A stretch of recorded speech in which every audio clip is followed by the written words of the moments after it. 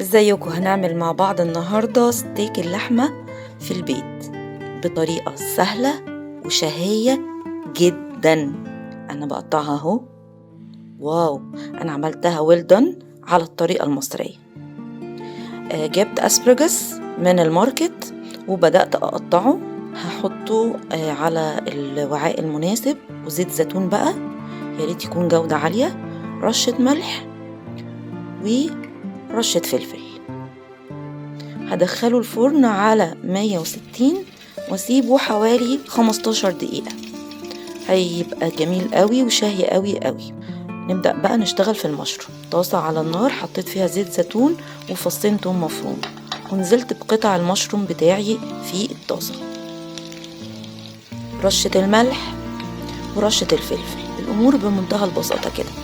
نقلب بقى المشروم بتاعنا في الطاسة كويس لحد ما ياخد اللون البني اللطيف قوي قوي ده. كده المشروم بتاعنا بقى جاهز. ندخل بقى على اللحمة.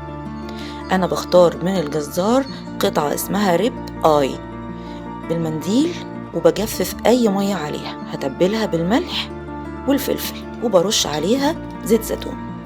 طاسة على النار بسخنها جدا، وبعدين بنزل فيها بزيت الزيتون، وبعدين بقطع الستيك كده بياخد صدمة، وده مطلوب عشان يحتفظ بالسوائل والطراوة بتاعته. شايفين لونه؟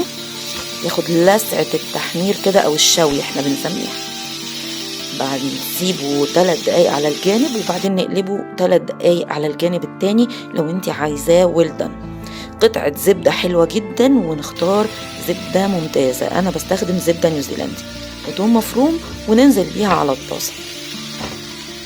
هنسيبها تسيح، واول ما تسيح معانا وتبقى دايبة كده ونايحة، نمسك المعلقة بتاعتنا،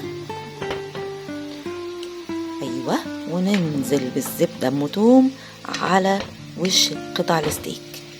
الكلام ده بيخلي الطعم تحفة، وبيساعد على ان الستيك يحتفظ بطراوته وبالسوائل بتاعته. طبعا مش هوصف لكم الطعم بيبقى روعة ازاي. انتوا هتجربوا الطريقة وهتشكروا فيها جدا، وهتحبوا تعملوها في البيت بايديكم. كده القطع بتاعتي استوت ويل على طبق التقديم، وحطيتهم ومعاهم الخضار السوتيه والاسبرجس والمشروم والبطاطس المهروسة.